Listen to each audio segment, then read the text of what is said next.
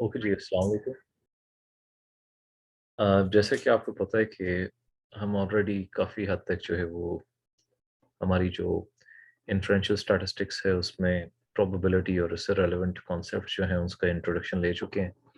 इससे पहले हमने डिस्क्रिप्टिव स्टैटिस्टिक्स जो है उसको स्टडी किया था,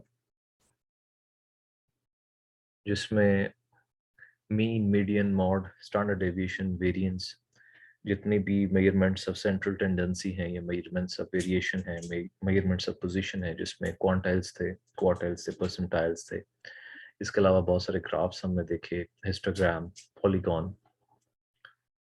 इसके अलावा बॉक्स प्लॉट, स्कैटर प्लॉट और टाइम सीरीज ग्राफ जो है, फ्रीक्वेंसी डिस्ट्रीब्यूशन कैसे बनाते हैं, ये सारा कुछ हमने डिस्कस किया।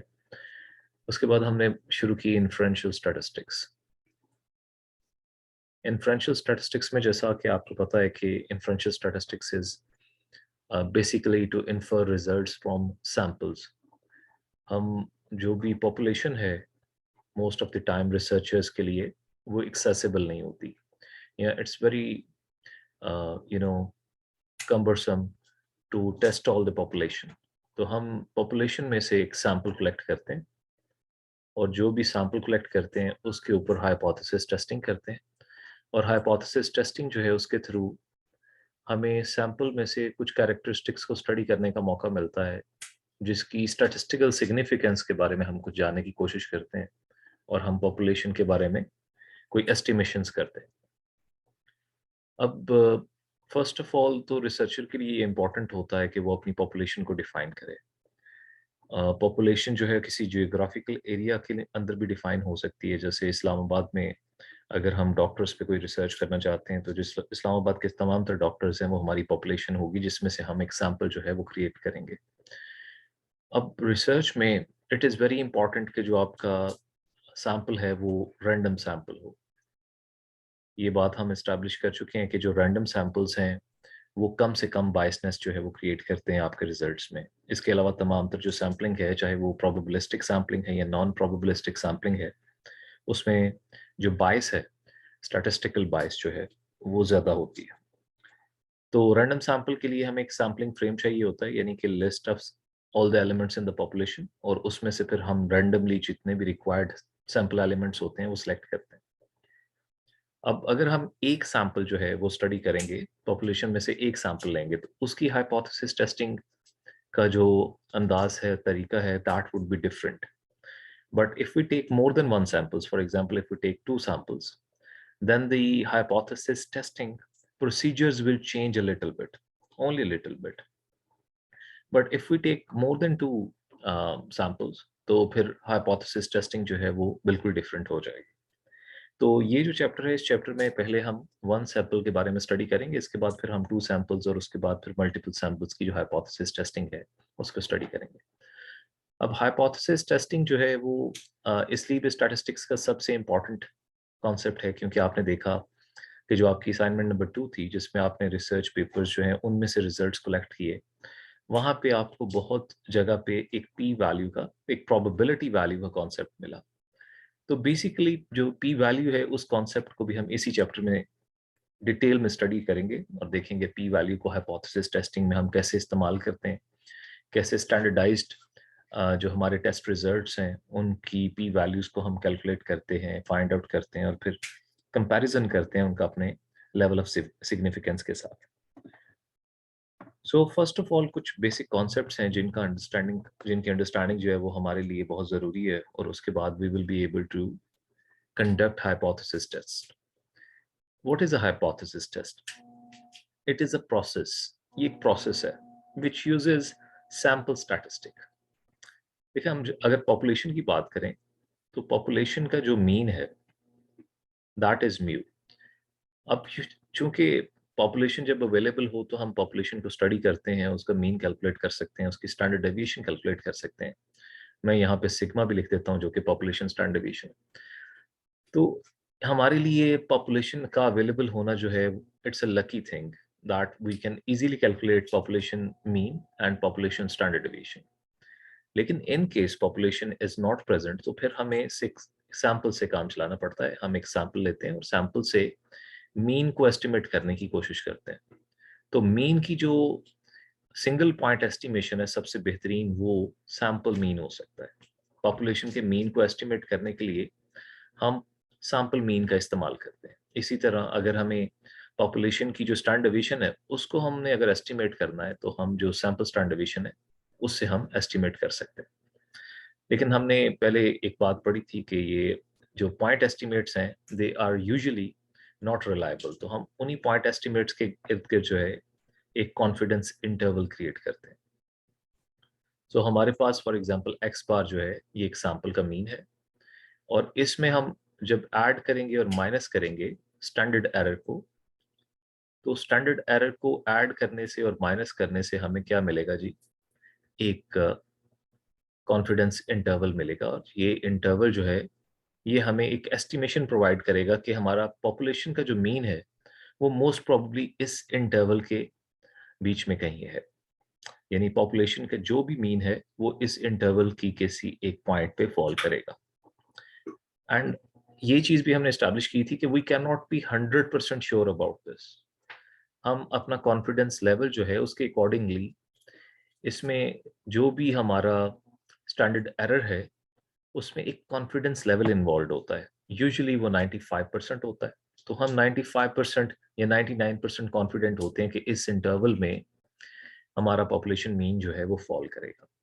इन अदर टर्म्स ये कॉन्फिडेंस इंटरवल हमें ये हेल्प करता है कि अगर हम 100 सैंपल्स एक पॉपुलेशन से कलेक्ट करते हैं तो 95 सैंपल्स का जो मीन है वो हमारे इस कॉन्फिडेंस इंटरवल में फॉल करेगा। सिर्फ 5 ऐसे सैंपल्स होंगे इस पॉपुलेशन के जो कि इसके बाहर कहीं फॉल करेंगे।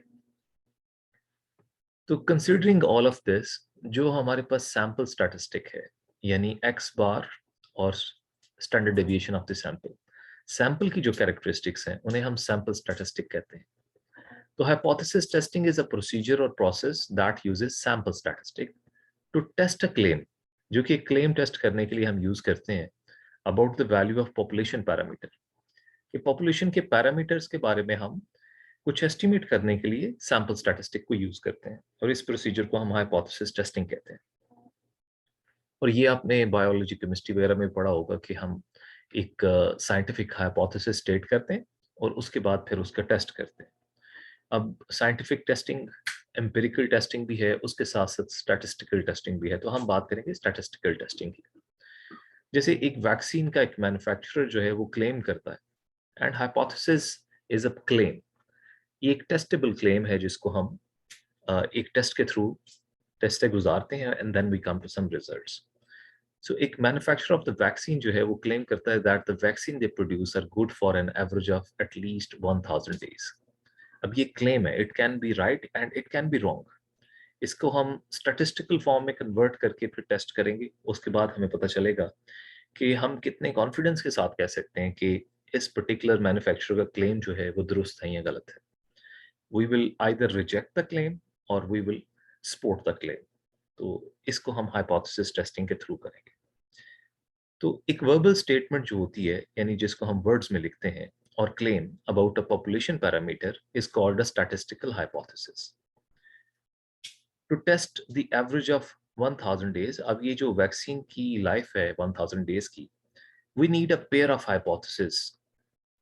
जब आईएस के साथ लिखेंगे तो सिंगल हाइपोथेसिस होता है, ईएस के साथ मल्टीपल हाइपोथेसिस। तो हमें एक पेयर ऑफ हाइपोथेसिस चाहिए। देखिए अगर मेरे पास एक डिस्ट्रीब्यूशन है, एक प्रोबेबिलिटी डिस्ट्रीब्यूशन है जिसके अंदर जो सेंट्रल एरिया है ये इन प्रोबेबिलिटीज का है कि ये जो वैक्सीन है ये 1000 डेज वर्क करेगी। तो जो टेल्स में बाकी का एरर रीजन है, ये एरर रीजन मुझे ये बताता है कि ये वैक्सीन जो है ये काम नहीं करेगी। तो I will have one hypothesis related to my significance region and one hypothesis related to my error region. ठीक है, तो I would need a pair of hypothesis. One of that represents the claim and the other one represent the complement. उसका opposite. Complement means उसका opposite. When one of these hypotheses is false, the other must be true. तो जब हम एक को reject करेंगे तो हम दूसरे को सपोर्ट करेंगे। तो हमारी जो इनिशियल अंडरस्टैंडिंग है उसमें हम कुछ प्रैक्टिस करेंगे कि ये हाइपोथेसिस जो है उसको हम स्टैटिस्टिकल फॉर्म में कैसे लिखते हैं। तो हमारा हमेशा हाइपोथेसिस टेस्टिंग में जो स्टेप नंबर 1 होगा, that would be to convert the verbal statement into a hypothesis, into a statistical hypothesis. तो वर्बल स्टेटमेंट को पढ़ के हम एक स्टैटिस्टिकल हाइपोथेसिस लिखेंगे, और जैसे मैंने बताया कि एक पेयर ऑफ हाइपोथेसिस रिक्वायर्ड होता है। उस पेयर में वी हैव नल हाइपोथेसिस, जिसको हम एच नॉट भी बोलते हैं या एच सब जीरो भी बोलते हैं, और एक ऑल्टरनेटिव हाइपोथेसिस जिसको हम एच सब ए भी बोलते हैं। तो एच नॉट जो है उसको अगर हम स्टेट करें कि जी जो एवरेज डेज हैं वर्क करने के वैक्सीन के, दे आर इक्वल टू 1000, तो हम इसका एक कॉम्प्लीमेंट लिख सकते हैं, H A alternative hypothesis, that the average is not equal to 1000 days. मतलब वैक्सीन 1000 डेज से कम भी काम कर सकती है और ज्यादा भी काम कर सकती है। सो ये जो स्टैटिस्टिकल हाइपोथेसिस है, इसकी कैरेक्टरिस्टिक हमेशा ये होगी कि ये हम पेयर में लिखेंगे। नंबर 1 हमारा एच नॉट यानी नल हाइपोथेसिस, जिसमें हमेशा इक्वालिटी का साइन होगा। ठीक है, इक्वालिटी का साइन हमेशा हम नल हाइपोथेसिस में रखेंगे। उसके अलावा जो भी साइन है, यानी कि not equal to, greater than या लेस देन, ये साइन हमेशा ऑल्टरनेटिव हाइपोथेसिस में जो सेकंड लाइन है इसमें आएगा। ठीक है, और इसकी जो इंट्यूशन है वो भी हम अंडरस्टैंड करेंगे अभी कि इसके पीछे क्या बात है। सो एक एग्जांपल है, वो कहता है write the claim as a mathematical sentence, कि ये जो वर्बल क्लेम है इसको स्टैटिस्टिकल फॉर्म में लिखें, मैथमेटिकल फॉर्म में लिखें। State the null hypothesis and alternative hypothesis and identify which represent the claim. अब ये बहुत जरूरी होता है कि आप ये आइडेंटिफाई करें कि आपका क्लेम क्या है, क्योंकि आपकी सारी की सारी स्टैटिस्टिकल इंट्यूशन जो है वो डेवलप ही क्लेम से होगी। जैसे ये मैन्युफैक्चरर है, तो ये वैक्सीन के बारे में क्या बता रहा है कि ऑन एवरेज 1000 डेज ये वैक्सीन काम करती है। तो हमारे पास जो स्टैटिस्टिकल क्लेम है उसमें देखें कि जो क्लेम है उसमें एक वर्ड आ गया, at least. The life of this vaccine is at least 1000 days. तो एटलीस्ट को हम रिप्रेजेंट करते हैं कम से कम, ग्रेटर देन और इक्वल टू के साइन से।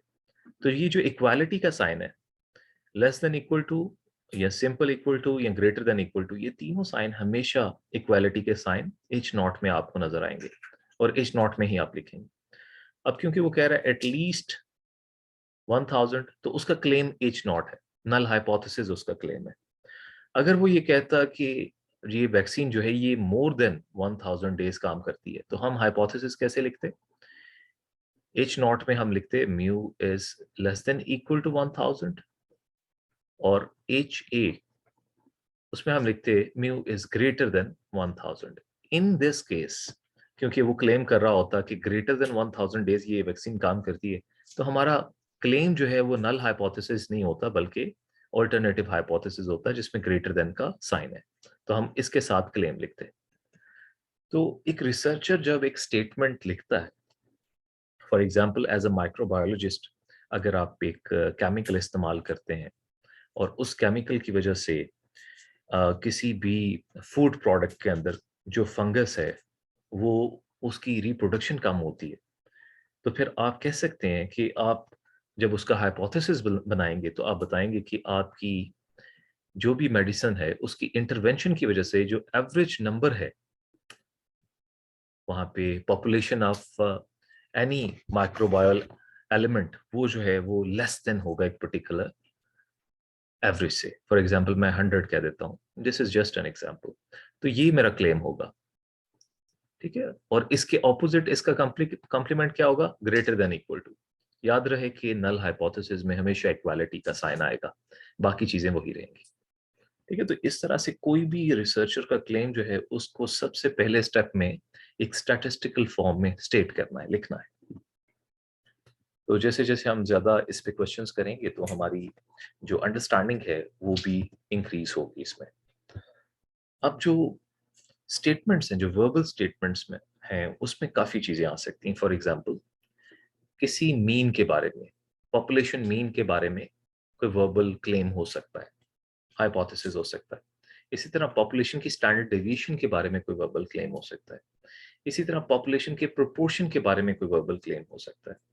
जैसे यहाँ पे क्लेम है कि स्टेटविल कॉलेज जो है वो क्लेम करता है that 94% of their graduates find employment with in 6 months of graduation. अब 94% इज अ परसेंटेज, तो परसेंटेज एक प्रोपोर्शन है कि 100 में से 94 स्टूडेंट्स जो हैं वो अपनी ग्रेजुएशन के 6 मंथ के अंदर अंदर एम्प्लॉयड हो जाते हैं, एम्प्लॉयमेंट ले लेते हैं। अब ये जो क्लेम है इसको जब हम लिखेंगे तो हम म्यू का इस्तेमाल नहीं करेंगे, म्यू की जगह पी का इस्तेमाल करेंगे, विच इज पॉपुलेशन प्रोपोर्शन। तो अगर हमारा क्लेम मीन के बारे में है, एवरेज के बारे में है, तो हम म्यू का इस्तेमाल करेंगे। हम लिखेंगे H not and H A, जिसमें हम म्यू इज इक्वल टू और लेस देन और more than a particular value. लेकिन अगर हम क्लेम जो है वो कर रहे हैं स्टैंडर्ड डेविएशन के बारे में, तो फिर हम सिग्मा का इस्तेमाल करेंगे। ठीक है। और अगर हम क्लेम कर रहे हैं पॉपुलेशन प्रोपोर्शन के बारे में, तो एच नॉट और एच ए दोनों पेयर में हम पॉपुलेशन प्रोपोर्शन को पी को यूज करेंगे। तो यहाँ पे आप देखें कि पॉपुलेशन प्रोपोर्शन जो है वो बताया गया है कि 94, और हमारा नल हाइपोथेसिस क्या स्टेट कर रहा है कि प्रोपोर्शन। स्टेटवेल कॉलेज ये कह रहा है, क्लेम कर रहा है, ये हाइपोथेसिस है, यानी उनका क्लेम है कि उनके ग्रेजुएट जो हैं एग्जैक्टली 94% वो बता रहे हैं। वो मोर देन भी नहीं कह रहे और लेस देन भी नहीं कह रहे। हाँ, अगर वो कहते मोर देन, तो फिर इसी हाइपोथेसिस को हम किस तरह स्टेट करते, एच नॉट एच ए और मोर देन और लेस देन हमेशा ऑल्टरनेटिव हाइपोथेसिस में आता है। तो हम कहते हैं पी इज मोर देन 0.94, और जो हमारा एच नॉट है उसमें पी जो है उसका साइन उल्टा होता है इससे, 0.94। अब क्योंकि वो मोर देन कह रहे होते तो हम यहाँ क्लेम ऑल्टरनेटिव हाइपोथेसिस के साथ लिखते हैं, लेकिन इस पर्टिकुलर स्टेटमेंट में उनका क्लेम है दैट 94%, एग्जैक्टली 94%। तो क्लेम जो है वो इक्वल टू का क्लेम होगा, नल हाइपोथेसिस हमारा क्लेम होगा। तो पहला स्टेप हाइपोथेसिस टेस्टिंग का ये है कि आप किसी भी वर्बल स्टेटमेंट को, रिसर्च की वर्बल स्टेटमेंट को एक स्टैटिस्टिकल हाइपोथेसिस में स्टेट कर सकें। अब उसके बाद फिर पहले स्टेप के बाद हम लास्ट स्टेप की बात करेंगे, फिर दरमियान वाले स्टेप्स क्योंकि हर टेस्ट के लिए मुख्तलिफ हैं, तो हम जब ये इंट्यूशन डेवलप कर लेंगे तो फिर इंशाल्लाह ताला हम हर किसी टेस्ट के बारे में एक डिस्कशन, एक स्टेप वाइज जो उसका प्रोसीजर है उसको एक्सप्लोर करते जाएंगे। देखिए, जब हमने कोई क्लेम किया एज अ रिसर्चर, तो उसकी स्टैटिस्टिकल टेस्टिंग करने के बाद हम किसी नतीजे पे पहुंचेंगे, but whatever the result are, there is always a chance of error in that.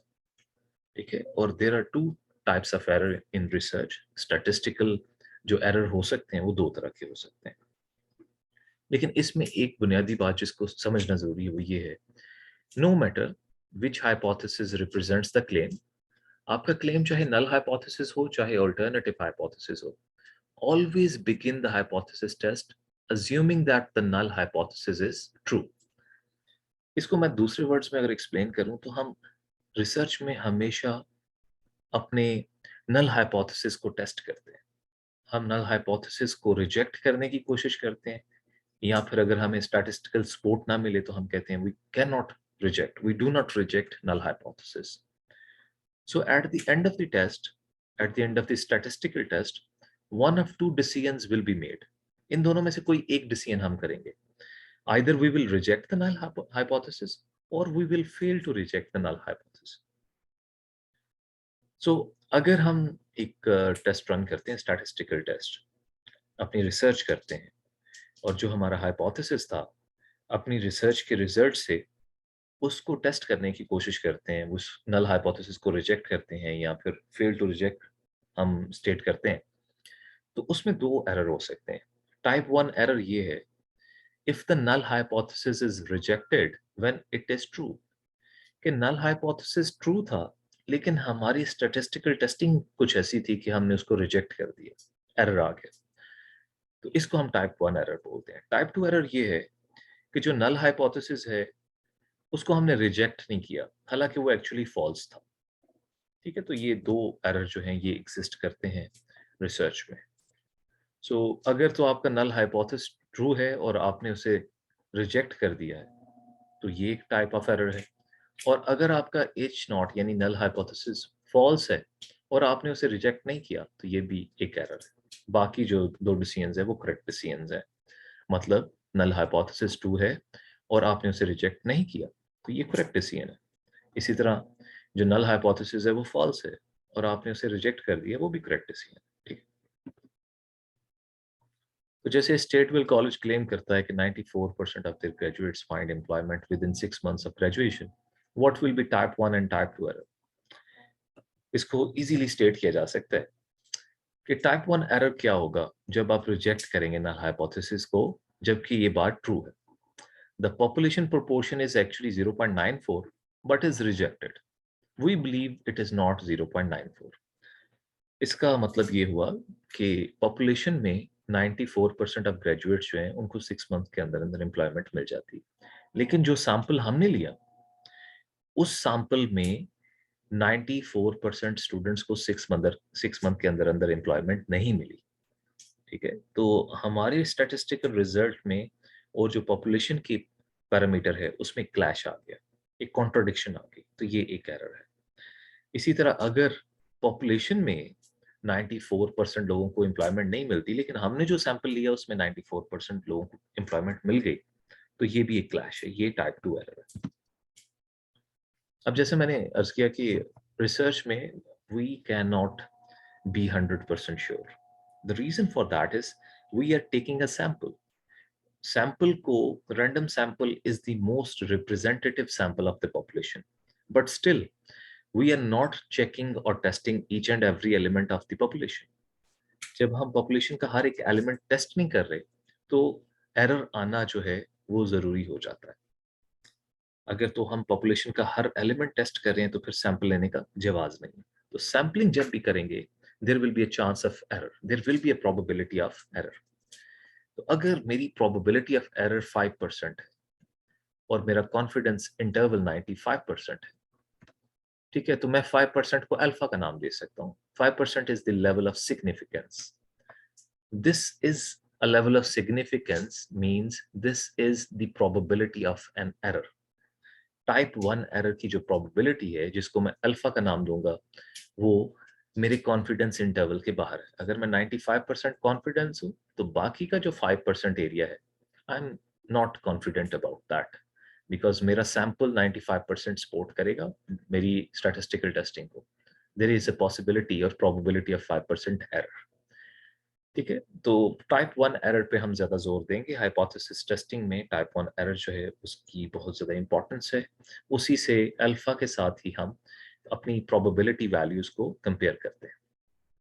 ठीक है, तो बाकी जो टाइप 2 एरर है उसको हम बीटा से मेजर करते हैं, उसको हम पावर ऑफ द टेस्ट भी बोलते हैं। तो इसको हम लेटर ऑन जो है डिस्कस करेंगे। सो जो रिसर्च में mostly used level of significance है वो या तो 10% है, 5% है या 1% है। 10% तब होगा जब हमारा कॉन्फिडेंस इंटरवल 90% होगा। अगर हम 90% कॉन्फिडेंट है तो जो टाइप 1 एरर का रीजन है या टाइप 1 एरर का लेवल ऑफ सिग्निफिकेंस है वो 10% रह जाएगा। और अगर हम 95% कॉन्फिडेंट है तो 5% बाकी लेवल ऑफ सिग्निफिकेंस रह जाएगा। Alpha is equal to 0.05। So कोई भी हाइपोथेसिस टेस्टिंग की सिचुएशन जो है उसमें हमें अल्फा जो है उसको जरूर डिफाइन करना होगा। सॉफ्टवेयर भी हमसे पूछेगा कि आप इस टेस्ट को किस लेवल ऑफ सिग्निफिकेंस पे रन करना चाहते हैं, 95% पे, 90% पे या फिर 99% पे। अगर 99% की बात करें तो अल्फा जो है दैट वुड बी ओनली 1%, 0.01। तो अब बात करते हैं जो हमारे स्टैटिस्टिकल टेस्ट है। देयर विल बी 4 सिचुएशन जो कि हम इस चैप्टर में स्टडी करेंगे। When we take a sample from the population और हम उसके मीन की, उसकी एवरेज की जो है वो स्टैटिस्टिकल टेस्टिंग करते हैं। तो जब हम पॉपुलेशन पैरामीटर को सैंपल स्टैटिस्टिक्स से एस्टिमेट करने की कोशिश करते हैं, यानी पॉपुलेशन है एक, हमारी टारगेट पॉपुलेशन है, उसमें से हमने एक सैंपल लिया, उस सैंपल का मीन कैलकुलेट किया, तो एक्स बार से हम कोशिश करेंगे एस्टिमेट करने की पॉपुलेशन पैरामीटर को। अब एक कंडीशन ये होगी जब हमारे सैंपल में सैंपल साइज ग्रेटर देन 30 होगा। तो जब भी सैंपल साइज ग्रेटर देन 30 होगा तो हम Z टेस्ट यूज करेंगे और इसको हम Z डिस्ट्रीब्यूशन भी बोलते हैं। जिसका टेबल और ऑलरेडी हम क्लास में स्टडी कर चुके हैं। तो z डिस्ट्रीब्यूशन के टेबल को हम देखेंगे और उसको यूज करके हम p वैल्यूज कैलकुलेट करेंगे। लेकिन सेम प्रॉब्लम, अगर पॉपुलेशन के मीन को हमने एस्टिमेट करना है सैंपल मीन से, और हमारे पास सैंपल साइज जो है वो लेस देन 30 से कम एलिमेंट्स है, तो हम टी डिस्ट्रीब्यूशन यूज करेंगे। ठीक है, सिचुएशन चेंज होने से हमारा स्टैटिस्टिकल टेस्ट भी चेंज हो जाएगा। मतलब ये है कि अगर आप किसी माइक्रोबायोलॉजी के सब्जेक्ट में रिसर्च कर रहे हैं और आपका जो सैंपल साइज है वो 30 से ज्यादा है, और आप मीन वैल्यूज के ऊपर यानी एवरेज वैल्यूज के ऊपर रिसर्च कर रहे हैं, तो आप z डिस्ट्रीब्यूशन को यूज करेंगे। हाँ, अगर आपके पास जो सैंपल है उसमें एलिमेंट्स की नंबर जो है वो 30 से कम है, ठीक है, आपके पास जो सैंपल साइज है वो 30 से कम है, तो फिर आप टी डिस्ट्रीब्यूशन यूज करेंगे। इसी तरह अगर हम प्रोपोर्शन की बात करें कि पॉपुलेशन में जो प्रोपोर्शन है, एक खास परसेंटेज, एक खास रेशियो है पॉपुलेशन में, उसको हम सैंपल प्रोपोर्शन के साथ एस्टिमेट करते हैं, तब भी हम z डिस्ट्रीब्यूशन यूज करेंगे। ठीक है, तो z डिस्ट्रीब्यूशन को हम पॉपुलेशन प्रोपोर्शन के लिए भी यूज करते हैं, और जो कि बायनोमियल इवेंट्स भी होते हैं हमारे, जिनमें सिर्फ दो आउटकम्स होते हैं।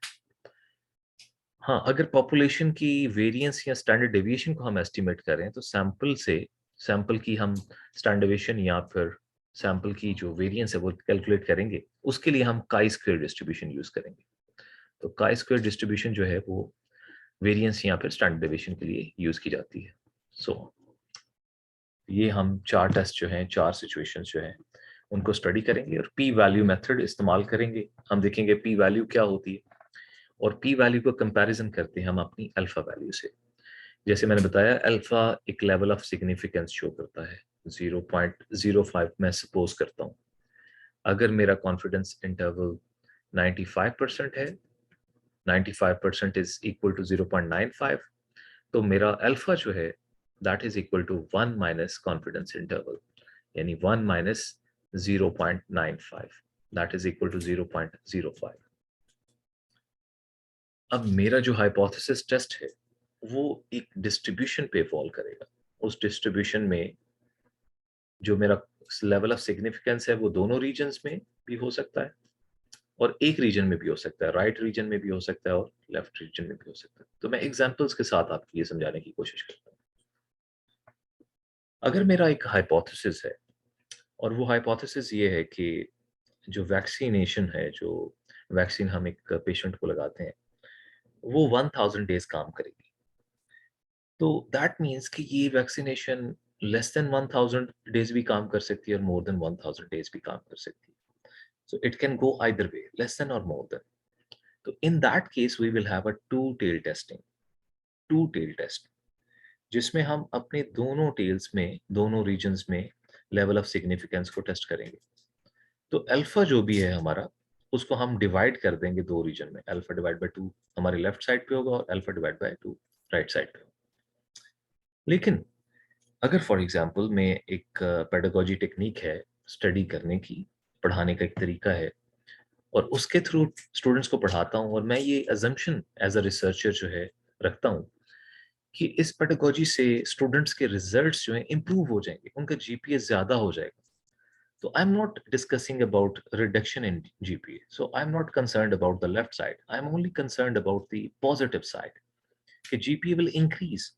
तो this is a one tail test which is also called the right tail test. Okay, one tail and right tail test.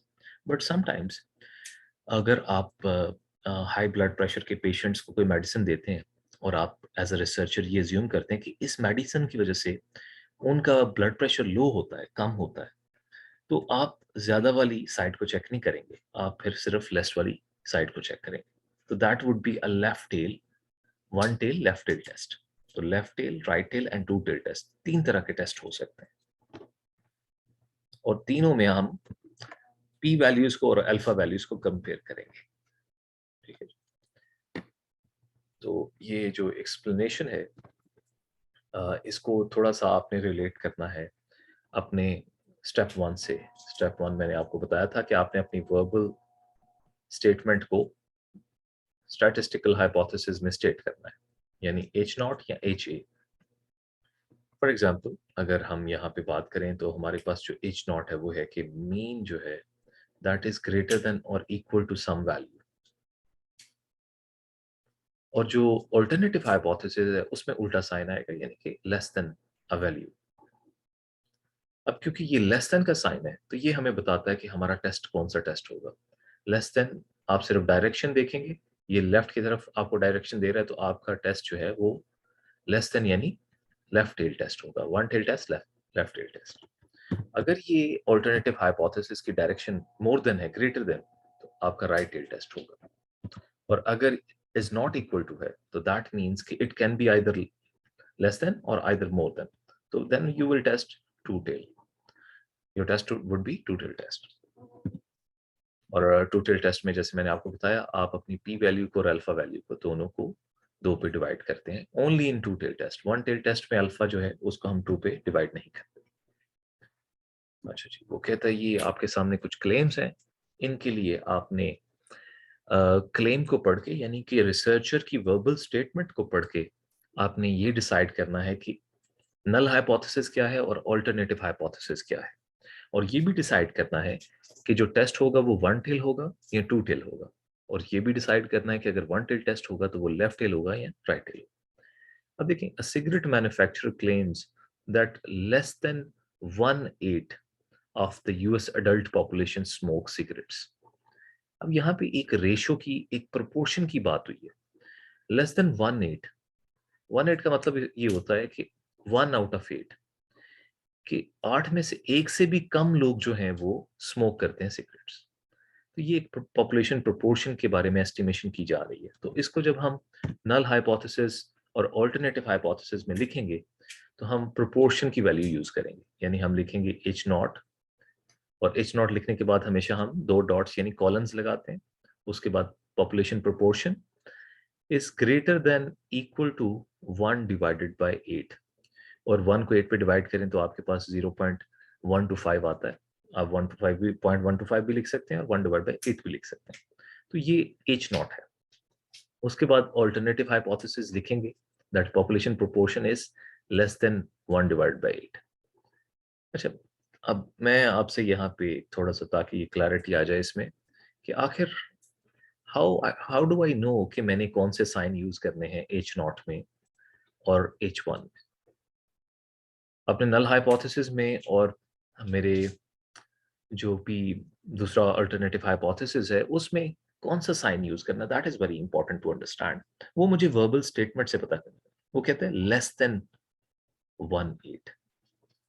तो मैंने जैसे बताया कि लेस देन का या मोर देन का या फिर नॉट इक्वल टू का साइन हमेशा अल्टरनेटिव हाइपोथेसिस में आएगा। तो जब हम पेयर ऑफ हाइपोथेसिस लिखेंगे, एच नॉट और एच ए लिखेंगे, तो हम स्टेटमेंट की बात पहले लिख लेंगे। ठीक है, प्स्टेटमेंट की बात क्या है कि प्रोपोर्शन जो है वो लेस देन है 1/8।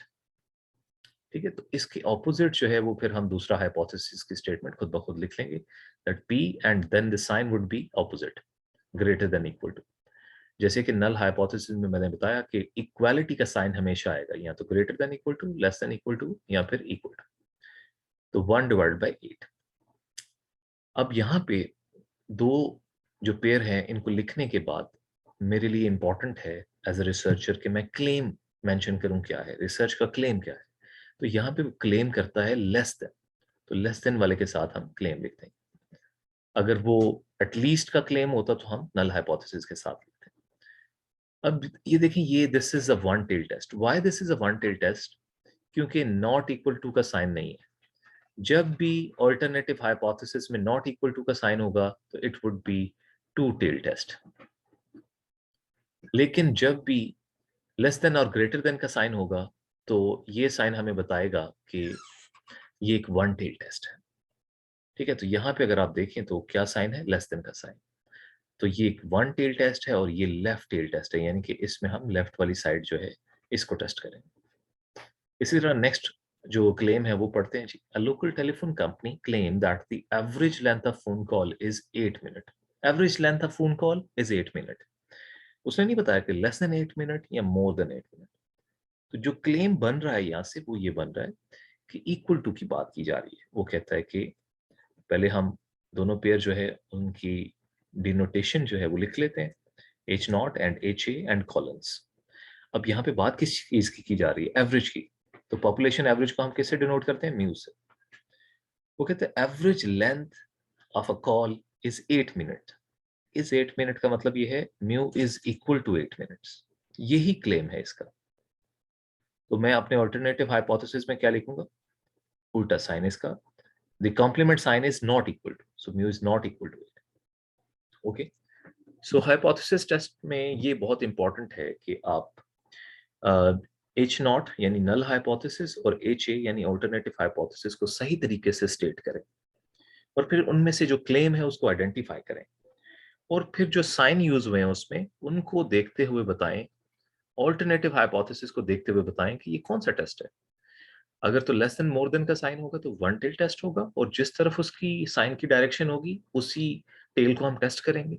लेकिन नॉट इक्वल टू होगा तो इसका मतलब है कि ये टू टेल्ड टेस्ट होगा, और हम दोनों टेल्स में जो हाइपोथेसिस टेस्टिंग है उसको टेस्ट करेंगे। ओके। अब एक बात जो समझने वाली रहेगी वो ये है कि जब भी हम हाइपोथेसिस टेस्टिंग करेंगे तो हमारे पास दो एलिमेंट्स होंगे जिनका कंपैरिजन करना है हमने। एक हमारा लेवल ऑफ सिग्निफिकेंस यानी अल्फा, और एक हमारी पी वैल्यू। ठीक है, तो पी वैल्यू को हम कंपेयर करेंगे अल्फा के साथ। फॉर एग्जांपल, अगर मेरी पी वैल्यू है 0.001 और मेरा लेवल ऑफ सिग्निफिकेंट है 0.05 यानी 5%, तो जब भी मेरी P value less than alpha होगी, less than level of significance होगी, I will reject H naught. So यहाँ पे स्टेट किया हुआ है कि जब भी P value is less than और equal to alpha, then reject H naught. आप एच नॉट को रिजेक्ट कर दें तो सपोर्ट किसको करेंगे? फिर एच ए को। एच नॉट को यानी नल हाइपोथेसिस को जब भी रिजेक्ट करेंगे तो ऑल्टरनेटिव हाइपोथेसिस को हम सपोर्ट करेंगे। इसी तरह अगर जो पी वैल्यू है, if the P value is greater then alpha, यानी अल्फा 0.05 है और मेरी पी वैल्यू आ जाती है 0.15 विच इज ग्रेटर देन 0.05, तो मैं I will fail to reject H naught. ठीक है, तो इन सारी चीज़ों को हम सामने रखते हुए, ये एक्सप्लेनेशन है, इसको भी हम पढ़ सकते हैं कि जब हम रिजेक्ट करते हैं तो हम अपने डिसीजन को इंटरप्रेट कैसे करते हैं। एक रिसर्चर जो है उसके लिए सबसे इंपॉर्टेंट बात यह है कि वो अपने स्टैटिस्टिकल रिजल्ट्स को इंटरप्रेट कैसे करता है। अगर आप एच नॉट और एच ए दो आपके पास पेयर हैं हाइपोथेसिस के, और उनमें से एक आपका क्लेम है, और आपका जो स्टैटिस्टिकल टेस्ट है वो आपको बताएगा कि आपने उसको रिजेक्ट करना है या नहीं रिजेक्ट करना, तो उसके बाद आपने उसको इंटरप्रेट करना है कि आपने किसको रिजेक्ट किया और किसको सपोर्ट किया। अब हम बात करते हैं कि क्या स्टेप्स हैं जिन स्टेप्स को हमेशा हमने हाइपोथेसिस टेस्टिंग में फॉलो करना है। तो नंबर वन, हमने पहले स्टेप के बारे में बात की जिसमें हम वर्बल स्टेटमेंट्स को मैथमेटिकल फॉर्म में यानी स्टैटिस्टिकल फॉर्म में लिखेंगे। एच नॉट नल हाइपोथेसिस और ऑल्टरनेटिव हाइपोथेसिस की फॉर्म में लिखेंगे। पहला स्टेप हमारा ये होगा। दूसरा स्टेप ये होगा कि हम स्पेसिफाई करेंगे एक लेवल ऑफ सिग्निफिकेंस, अपनी अल्फा की वैल्यू को स्पेसिफाई करेंगे। Most of the time alpha या तो 0.05 होगा, या फिर 0.01 होगा, या 0.10 होगा। ठीक है, तो मोस्टली हम ये तीन लेवल्स इस्तेमाल करें। तो पहला स्टेप जो पेयर ऑफ हाइपोथेसिस है वो स्टेट करें। दूसरा स्टेप अल्फा यानी लेवल ऑफ सिग्निफिकेंस स्पेसिफाई करें। Third level determine the standardised sampling distribution and draw its graph, यानी कि जो भी आपकी डिस्ट्रीब्यूशन है वो ड्रॉ करें और उसमें जो स्टैंडर्डाइज सैम्पलिंग डिस्ट्रीब्यूशन है वो नोट करें। उसके बाद अपने टेस्ट स्टैटिस्टिक को कैलकुलेट करना है। जिस चीज को हम टेस्ट करेंगे, चाहे वो मीन है, स्टैंडर्ड डेविएशन है, उससे रेलिवेंट जो फॉर्मूला है वो यूज करके हम उसकी कोई टेस्ट स्टैटिस्टिक कैलकुलेट करेंगे। ये हम फोर्थ स्टेप पे करेंगे। फिफ्थ स्टेप में उस टेस्ट स्टैटिस्टिक का जो भी रेलेवेंट टेबल होगा, जेड डिस्ट्रीब्यूशन का टेबल, टी डिस्ट्रीब्यूशन का टेबल, या काई स्क्वायर डिस्ट्रीब्यूशन का टेबल, उसमें से P value, probability value calculate करेंगे। वो कैलकुलेट करने के बाद सिक्स स्टेप में हम अपनी पी वैल्यू को लेवल ऑफ सिग्निफिकेंस से कंपेयर करेंगे, और पी वैल्यू अगर less than equal to level of significance होगी तो हम रिजेक्ट कर देंगे H नॉट को। और अगर p वैल्यू जो है that would be greater than level of significance यानी अल्फा, तो हम कहेंगे कि we fail to reject H naught, हम नल हाइपोथेसिस को रिजेक्ट नहीं कर सकते। और जो भी हमारा डिसीजन होगा इसके अकॉर्डिंगली हम इंटरप्रिटेशन करेंगे, डिसीजन देंगे। ठीक है, तो ये जो टेस्ट के रिजल्ट्स हैं, ये लेफ्ट टेल, राइट टेल और टू टेल, ये तीनों किस्म के टेस्ट पे यही प्रोसीजर अप्लाई होगा। ओके, अभी तक जो कुछ भी हमने स्टडी किया है, जो भी बात की है, ये सारी प्रिलिमिनरीज हैं। ये वो कॉन्सेप्ट्स हैं जिन कॉन्सेप्ट्स की इन्वॉल्वमेंट है हाइपोथेसिस टेस्टिंग में। अब हम एक्चुअली हाइपोथेसिस टेस्टिंग कैसे होती है उस प्रोसीजर को स्टडी करते हैं।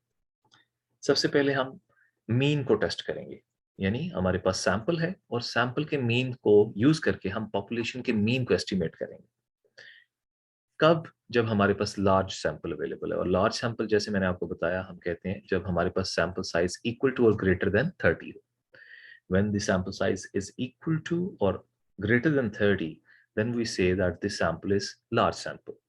तो large sample में mean यानी average की hypothesis testing कैसे होती है वो हम देखते हैं। ओके, तो ये डिसीजन रूल हम पहले पढ़ चुके हैं कि p वैल्यू को हमने अल्फा से कैसे कंपेयर करना है। तो हम इसके बजाय डायरेक्टली क्वेश्चन जो है उसको ट्राई करते हैं। तो let me move to the question and then we will talk about this. एक फॉर्मूला आपको यहाँ पे नोट करना है कि z डिस्ट्रीब्यूशन का जो फॉर्मूला है वो ये है कि हमारे पास जो भी सैंपल का मीन आएगा उसको हम माइनस करेंगे पॉपुलेशन मीन से, और पॉपुलेशन की स्टैंडर्ड डेविएशन पे डिवाइड करेंगे, population standard deviation divide by √n। तो ये जो पर्टिकुलर वैल्यू है इसको हम स्टैंडर्ड एरर बोलते हैं, सिग्मा डिवाइड बाय √n, ये स्टैंडर्ड एरर है। तो हाइपोथेसिस टेस्टिंग में हमारे पास मोस्टली जो टेस्ट होगा उसमें हमारी एक सैंपल की ऑब्जर्व्ड वैल्यू होगी। ठीक है, सैंपल से रिलेटेड जो हमने सैंपल कलेक्ट किया उसकी एक ऑब्जर्व्ड वैल्यू होगी जिसको हम माइनस करेंगे एक्सपेक्टेड वैल्यू से।